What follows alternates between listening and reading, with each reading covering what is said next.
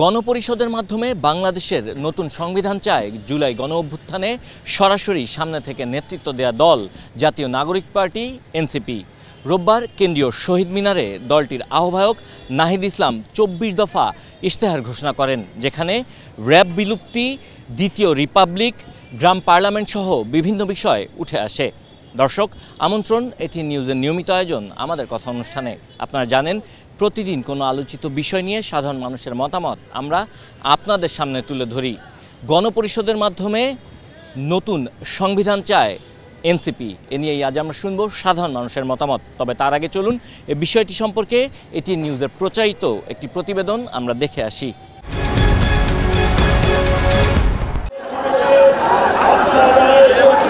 চৌষট্টি জেলা ঘুরে পদযাত্রা, সমাবেশ সহ নানা কর্মসূচির পর অনেকেরই নজর ছিল রোববার জাতীয় নাগরিক পার্টি এনসিপির নতুন বাংলাদেশের ইশতেহার ঘিরে।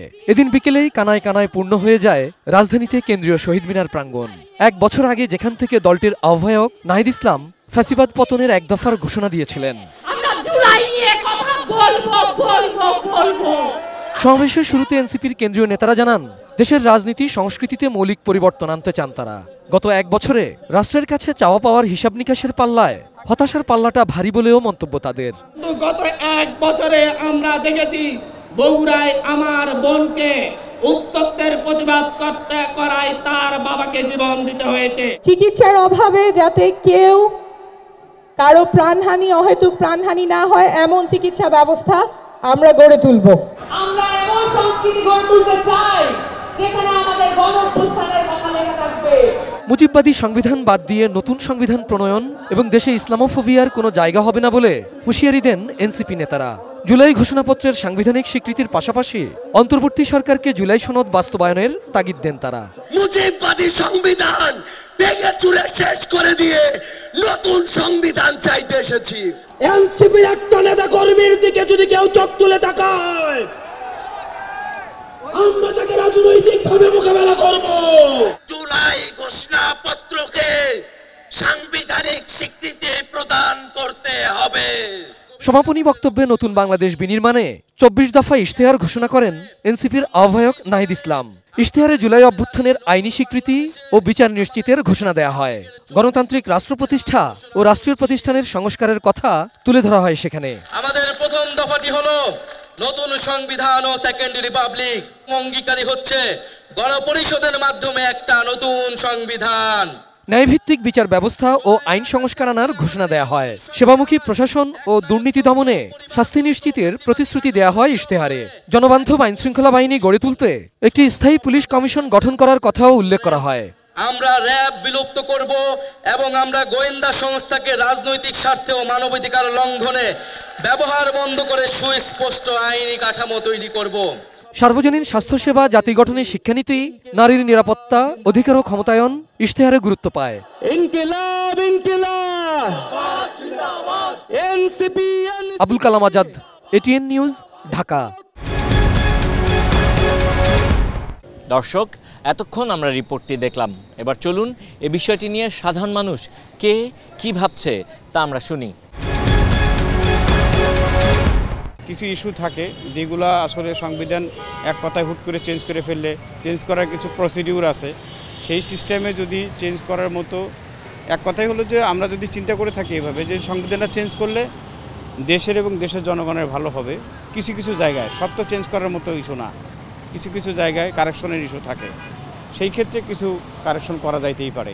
গণপরিষদ জনগণের পরিষদ, জনগণ যদি এটাকে পছন্দ করে, অ্যাকসেপ্ট করে, তবে তো আর কোনো সমস্যা থাকে না।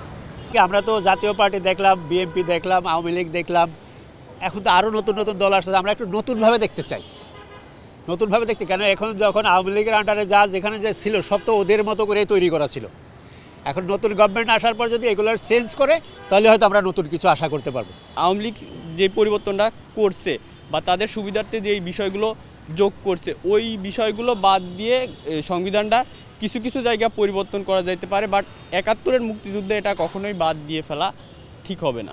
নতুন সংবিধান করলে যেভাবে তারা উন্মোচন করছে বা যেভাবে লিখিত দিচ্ছে বা দিতেছে, সেই ক্ষেত্রে আপনি অনেক ভালো হয়, করলে অনেক ভালো হয় নতুন সংবিধান। ব্রাহ্মণবাড়িয়া থেকে আপনাদের সবাইকে স্বাগত জানাচ্ছি। আমি পীযূষ কান্তি আচার্য। এনসিপির নতুন বাংলাদেশের 24 দফা ইশতেহার ঘোষণা, গণপরিষদের মাধ্যমে নতুন সংবিধান চায় তারা। এ বিষয়ে শুনব সাধারণ মানুষের কথা। সময়ের সাথে সাথে রাজনৈতিক, সামাজিক এবং অর্থনৈতিক অবস্থার পরিবর্তন হয়। সেই পরিবর্তিত পরিস্থিতিতে এবং জন আকাঙ্ক্ষার সাথে সঙ্গতি রেখে নতুন সংবিধান তৈরি হতে পারে। তবে নতুন সংবিধান প্রণয়নের জন্য জনগণের বৃহত্তর অংশগ্রহণ এবং উপযুক্ত একটি প্রক্রিয়ার মাধ্যমে সংবিধান রচিত হতে পারে। দ্রুত সময়ে একটি জাতীয় সংসদ নির্বাচনের দরকার।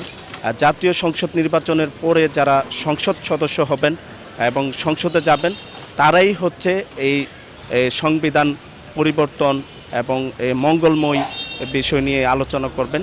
এই সাংবিধানিক বিভিন্ন ক্রাইটেরিয়ার মাধ্যমে ফেসিবাদের ক্ষমতাটা দীর্ঘায়িত হয়েছে। আমরা চাই যে এই সংবিধান সংস্কার হোক এবং নতুন একটি সংবিধান প্রণয়ন করে 24-এর স্বাধীনতাকে দ্বিতীয় সেকেন্ড রিপাবলিক ঘোষণা করে এবং বাংলাদেশের স্বাধীনতা সার্বভৌমত্ব অক্ষুণ্ণ রাখে আমাদের এই জুলাই অভ্যুত্থানকে স্বীকৃতি দেওয়া হোক।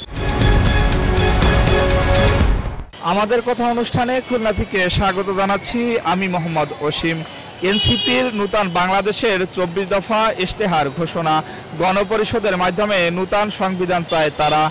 এ বিষয়ে কি ভাবছে খুলনার সাধারণ মানুষ, চলুন জেনে আসি। নির্বাচিত সরকার হলে সংবিধান পরিবর্তন করতে পারে। এদের তো অনেকের জন্মই 71-এ আগে হয় নাই। ঠিক আছে, ইচ্ছা করলে এরা পরিবর্তন ঘটাতে পারে না। আসলে সংবিধানটা পরিবর্তন সম্ভব না, এটাই মূল কথা। এটা বাংলাদেশ স্বাধীন হওয়ার পর থেকে সংবিধান হয়ে আসছে, সেটা এখন কীভাবে সংবিধান সংশোধন হতে পারে, কিন্তু পরিবর্তন তো হতে পারে না। কিন্তু আমার কথা একটাই, সেটা হলো দেশ থেকে দুর্নীতি আর চাঁদাবাজ, এই দুইটা জিনিসই দেশ থেকে বন্ধ করা উচিত, যে রাজনৈতিক দলই হোক না কেন, যদি বাংলাদেশকে পরিবর্তন আনতে হয়।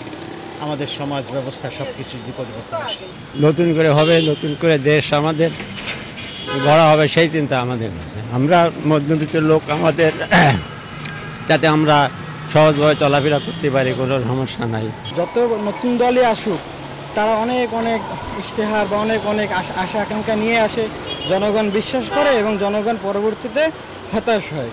আমরা আশা রাখবো এমন কিছু স্থায়ী আসুক সরকার, যারা জনগণের আশা আকাঙ্ক্ষা পূরণ করতে পারবে এবং জনগণের যে সমস্যা এটা দূর করতে পারবে। দর্শক, শেষ করছি আমাদের কথার আজকের আয়োজন। আগামীতে আবারও দেখা হবে ভিন্ন কোনো বিষয় নিয়ে। সে পর্যন্ত আমি সাব্বির আহমেদ আপনাদের কাছ থেকে বিদায় চেয়ে নিচ্ছি।